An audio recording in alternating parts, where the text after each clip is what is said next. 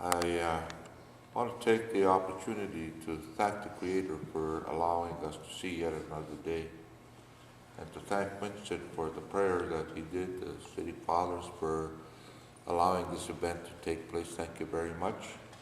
And all of you, I want to thank you for allowing me in your circle. I think with respect to the introduction of the DVD that we want to share with you, what you have stated here, I think is a one hell of an introduction to what you're about to see. So I want to leave it at that, and I hope and pray that all of you will take the opportunity to see the film. It's our contribution to write some of the history that's been recorded in this country. It's our understanding, our interpretation, our true story of the residential school experience and the impact that it had on us individually and in our communities and even collectively.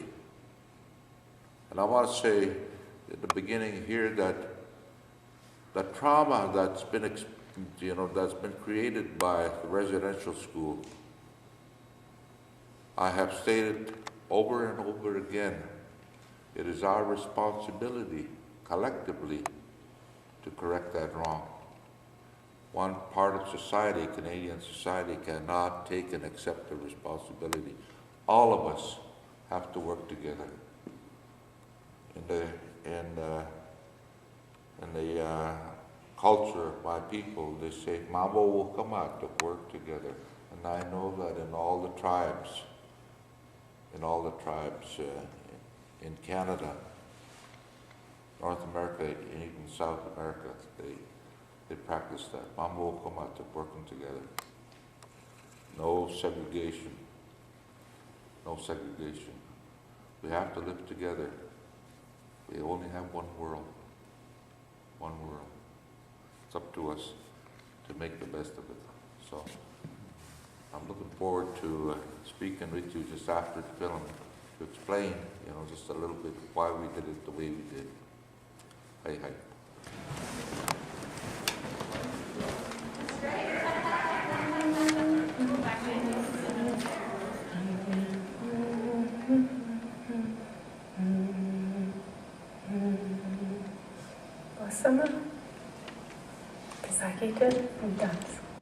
Our gratitude to Charles Wood, if you could address us this evening. Thank you.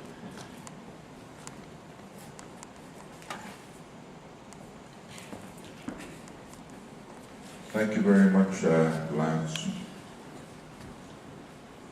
Approximately a month or two after the first public showing of this DVD, my good friend George passed.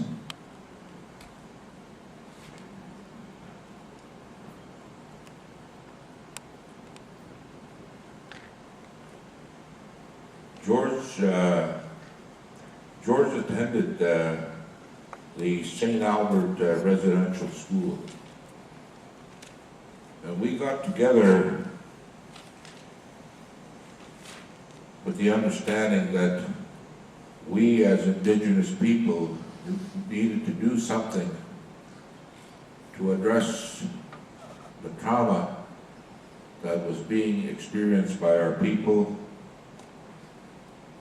But as we got into the work, we started to find very quickly, not only was it affecting our people, the Indigenous people, but all of the people that live in Canada. The racism, biases, and all the other things come to the surface. So when we set out on this journey, we invited those people that were interested to help us on this journey to come along and to share our story wherever and however they could. Certainly, the University of Calgary, the University of Alberta have been very helpful. And other institutions have since stepped forward. When Lance invited me to come to Medicine Hat, it brought back into memory, you know, the work that we did with the city of Red Deer. The city of Red Deer, close to the city of Red Deer, there was a residential school there long abandoned.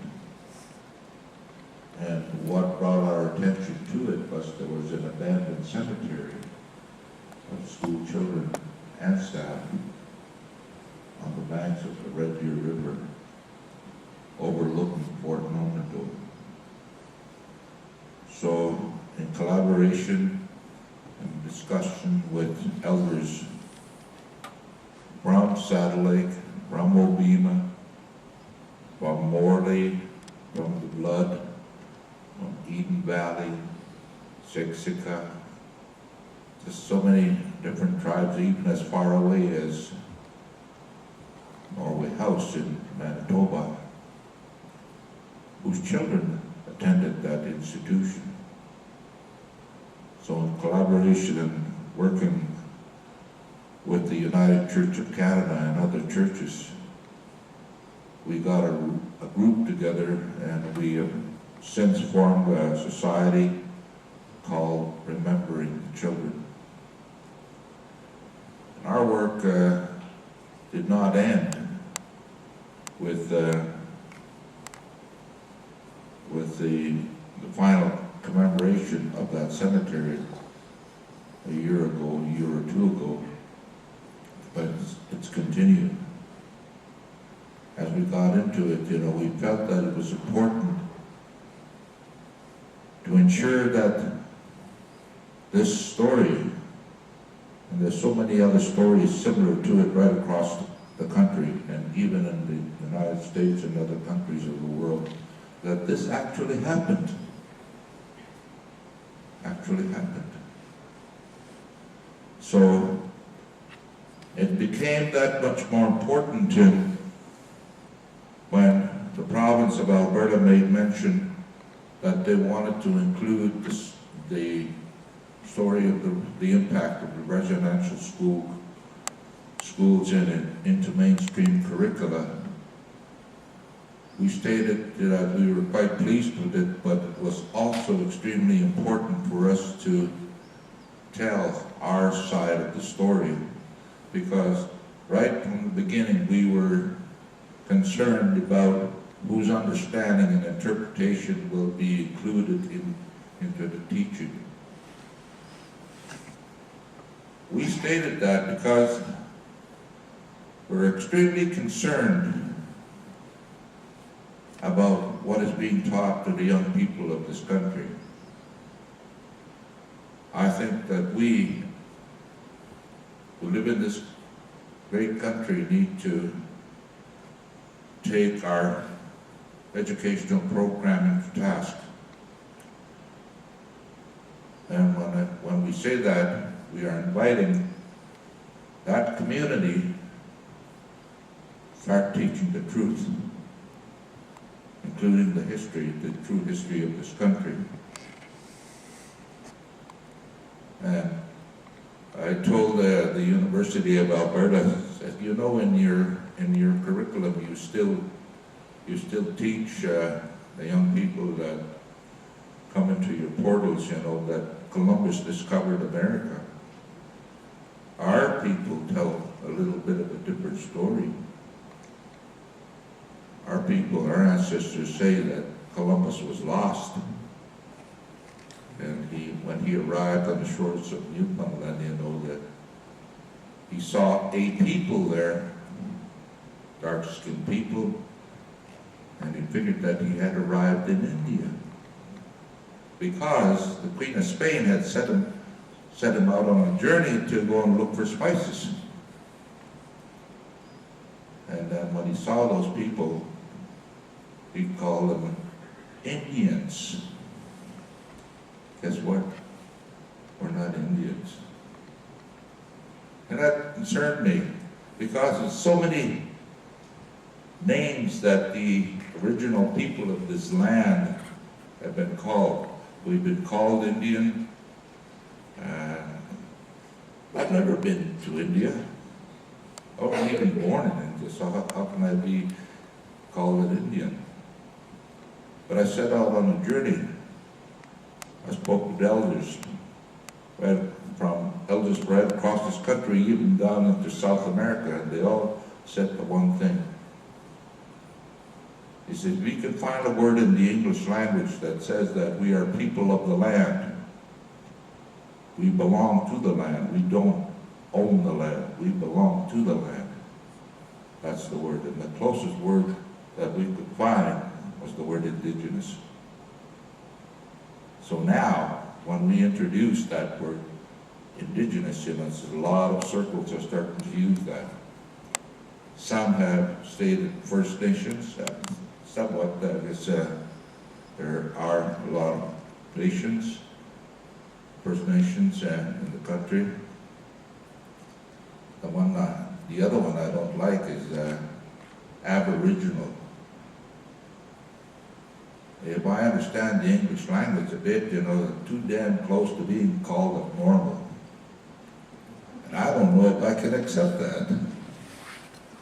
Indigenous, I'm very comfortable with that. But on a residential school, here's the sad part of where we're at in history right now. The residential school story is much more pronounced today. There are now more children in care, Indigenous children in care, than there ever was in residential schools. When we start looking at that, why is this happening? Certainly it goes back to the impact of the residential schools. You heard in the DVD, George saying that he lost the teachings of his parents on how to be parents. And all of us went through that. We were taken away from our families. We didn't have an opportunity to learn about the art and science of parenting. And in present day, there's a lot of developmental work being done on child welfare, and we keep saying, do not spend more money on creating new foster homes, more foster homes, and why don't you put some of that money in training and education programs of young people, how to teach them how to become better parents. Not only the Indigenous children, young people, but all of them. And the other thing that we try and promote, Canada is such a beautiful country made up of so many different ethnic groups.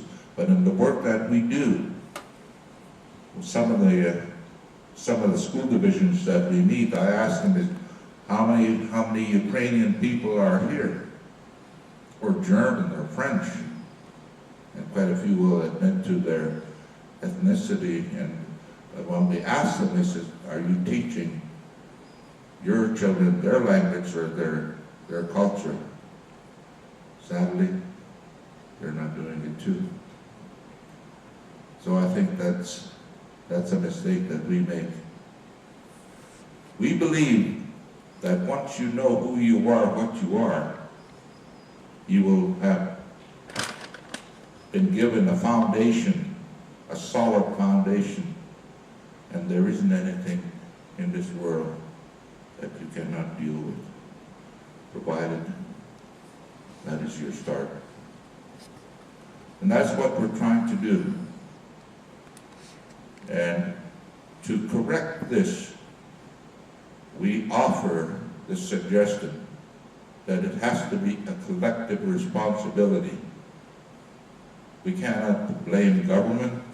We cannot blame, the educational community. but we need to come together collectively. And I think if we can achieve that, there's some other very positive things that we can do.